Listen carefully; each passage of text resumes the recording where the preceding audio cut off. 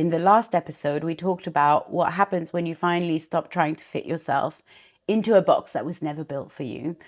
When you find the thread that connects everything you do, when your work starts to feel coherent, not because you made yourself smaller, but because you stopped cutting pieces away. And I ended with a question. What happens if people actually find you? Because once you understand your work, a new layer starts to emerge, and it's not around clarity, around sharing. It's around allowing yourself to be found. And that's what we're going to talk about in this episode.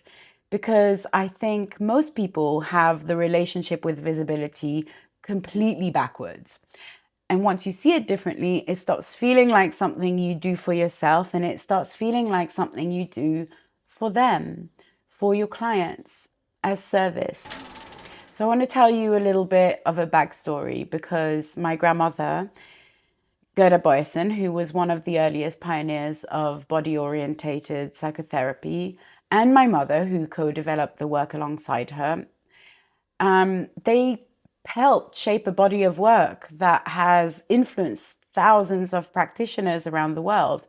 Genuine, deep, original work. And for a really long time, almost nobody knew it existed online. I remember sitting with my mom and showing her people on the internet talking about body trauma regulation, healing, and transformation. And she would have a lot to say. And it wasn't because those people were necessarily wrong. It was because she could see things had been simplified, where the original understanding had drifted, where something important had been lost in translation. And I remember sitting there thinking, her opinion should be heard. And it's not because those other people shouldn't be seen, but it's because there's a lot of people out there with lots of experience and great depth and decades of genuine refinement and experience who were becoming increasingly difficult to find just because online visibility was not even a thing for them. And I wanted to do something about that. Up until then, I had unconsciously viewed being seen the way many people do.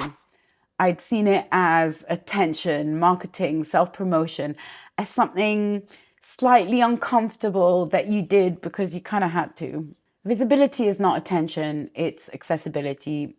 It's not self-promotion, it's service. I already knew it intellectually, but in that moment sitting there, something deeper finally became clear. The question wasn't just how do people find this work? It was, can the person doing the work actually allow themselves to be found? And that brought me to something I see constantly with practitioners, therapists, and healers, the receiving piece. Ask yourself a very simple question. How do you react when you receive a compliment? I've worked with therapists who genuinely wanted to help people, and yet they felt uncomfortable charging for that help. And it's not because they didn't believe in the work. It's because somewhere underneath was a belief that healing should be freely given, or that making money from someone's pain was somehow wrong. But the more I sat with that, the more I realized those beliefs are so outdated. In the world that we live today, we all need money to survive. And even better, we need it to thrive. And who wants healing from a burnt out healer or practitioner? People pay for transformations, for support. They're paying for the years of training, the experience, the mistakes, the lessons, the dedication. They're ultimately paying to achieve something faster with someone who has walked a path and knows how to guide them through it. And when good people struggle to receive, the world doesn't become any fairer. It just means there's fewer resources in the hands of people doing meaningful work. Can you imagine a world where most heartful people have wealth? Can you imagine how generous that world would be? And visibility and receiving are deeply connected. If it feels uncomfortable receiving attention, it will often feel uncomfortable to receive money.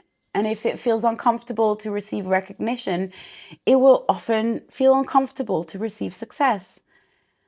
And both are asking the same question. Can you allow yourself to receive what your work creates?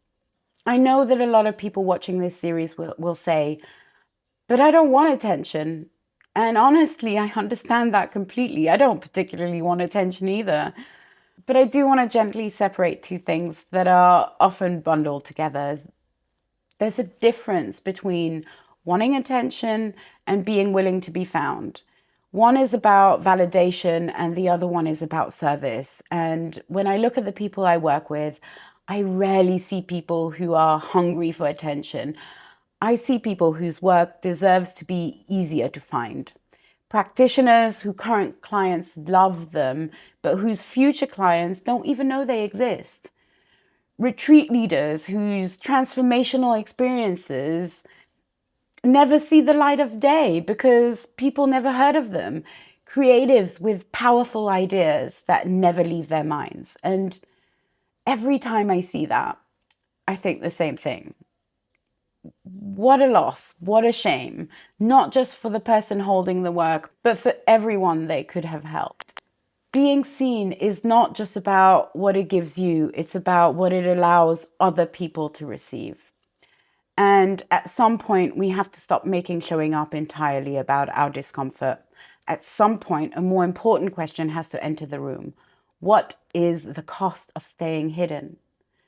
When your work genuinely helps people, staying hidden is no longer a neutral decision. It affects more than you. There's a phrase that I heard from someone doing this work that stayed with me. Taking responsibility for the power I become. And that's exactly what it is. It's not performing, it's not self-promotion. It's taking responsibility for the impact your work could have and allowing yourself to be found by the people it's meant to reach. And maybe that's the biggest shift of all. Being seen is not performance, it's not self-promotion, it's not about getting people to look at you. It's simply letting the people who need you know that you exist, that you are here, that you can help. And once you truly feel that in your body, once showing up becomes something you do for them rather than something you do for yourself, something else flows naturally. Because if more people find you, if your work becomes easier to access, if it actually works, can you hold what comes next? Can you hold the clients? Can you hold the opportunities? Can you hold the growth? And that's what we'll be discussing in the next episode.